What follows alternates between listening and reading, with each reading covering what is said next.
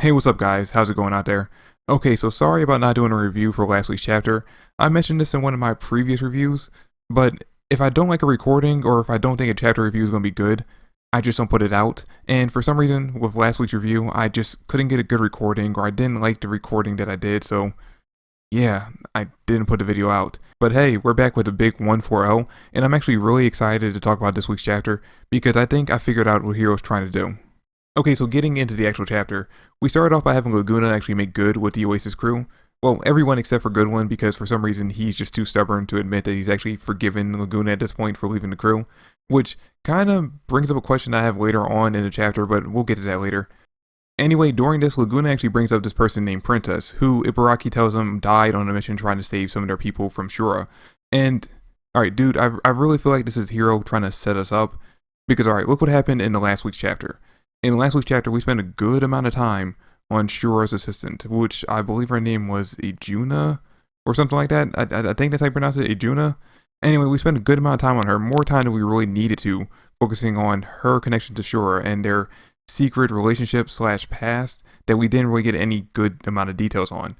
And then in this chapter, we end up having Laguna ask about a character that is already dead. A female character who's already dead.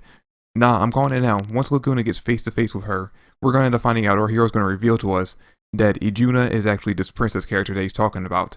And he actually kind of set it up already because they mentioned in this chapter that the way she ended up dying was that Shura beat her up so badly that she ended up becoming unrecognizable. Which we already know that Shura has no problem killing chicks because that was literally the first thing we saw him do when he was introduced in the series. He killed 2 girls for just talking out of turn. So we already know that he has no problem doing that. But I really feel like this is a red herring because Hero knows that we know Shura would have no problem killing her in a very brutal way. And the fact that we had so much time, like I said in the last chapter, devoted to Ijuna and not figuring out any real details about her and her past with Shura, I don't know, I really had this feeling that Hero is setting up this big reveal. I mean, all I'm going to say is, why spend so much time bringing up a character that's already dead if we're not going to end up seeing her in the present day? Now after that, we actually get this moment where Wise actually calls out Laguna, and we end up finding out that Wise apparently knew that Laguna had some kind of secret plan or some kind of secret objective the entire time since he first joined up with the crew, which makes me wonder why Wise didn't mention anything prior to this.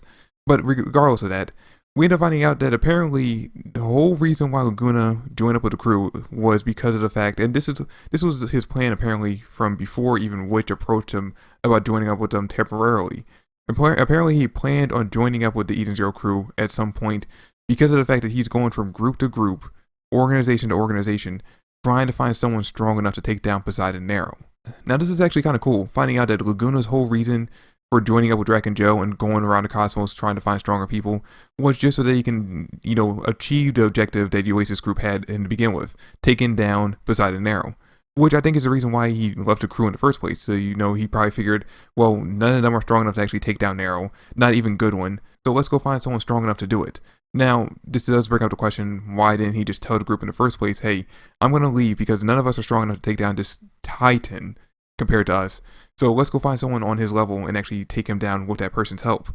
Why not just tell the crew? Why kind of keep it a secret and why seem like he's, cutting ties with the group if he was basically just going out to kind of fulfill their objective in a different way? I mean, I'm sure the more we find out about Laguna in this arc, we're going to end up finding out that there was a reason why he didn't tell the rest of the crew, or maybe he actually did tell everyone else. Like, maybe he told one person in the crew and they told him to keep it a secret. I don't know, but I really want to understand why he didn't just tell everyone, hey, listen, I'm going to go join up with Drac and Joe and try to, slowly convince him to try to take over or take out Poseidon Narrow for us.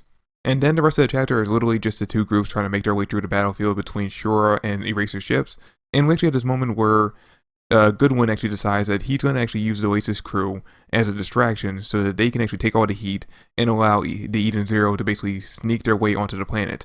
Which is actually a good idea, it's a good plan, except for the fact that as soon as they get into the atmosphere of the planet that Shura's on, they immediately get picked up by Shura's security cameras.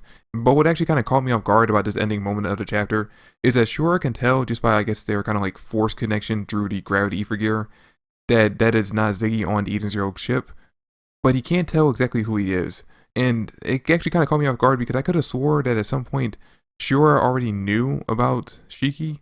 I thought he had already figured out that Shiki was a thing or a person that was coming after him. I mean, I would at least figure that Brittany, Orc, or Mora, given that it's been at least 7 days since the last time they saw them, that they would have reported into Shura and told him, hey, listen, you know, this is the person who actually has an ether gear ability similar to you, and he said that he's actually related to Ziggy. And yeah, that's pretty much really all that happens in this chapter. I mean, we get a few moments between some of the crew members, like we get a moment between Klein and her brother where they both kind of just reaffirm that yeah, they're officially members of the crew now. We get this nice moment between Shura and not Shura, between Homura and Shiki that I actually kind of dig. It actually is this moment where Shiki kind of reaffirms that yeah, he realizes exactly how serious the situation is, that they're actually fighting for their lives now, not just actually fighting to play around. Like, there's a chance that someone's going to end up dying, whether it be a member of their crew or someone they're going to have to kill in order to basically save their lives and save the lives of all the robots in the outer cosmos. So again, I like this kind of moment where Shiki's actually kind of maturing and realizing that not everything's all fun and games anymore. And then we also get this moment kind of between Rebecca and Couchpo in the beginning of the chapter where she's trying to convince Couchpo, hey, listen, you're not really a member of the crew. There's a good chance that we're going to end up dying on this mission. You don't have to be here. And Couchpo basically gives her this speech with saying, hey, listen, if I didn't want to be here, I wouldn't be here right now. It's kind of like her saying that she's a member of the crew when she's really not. And I mean, I do kind of feel like this is Hero setting up a moment with her later on in the arc.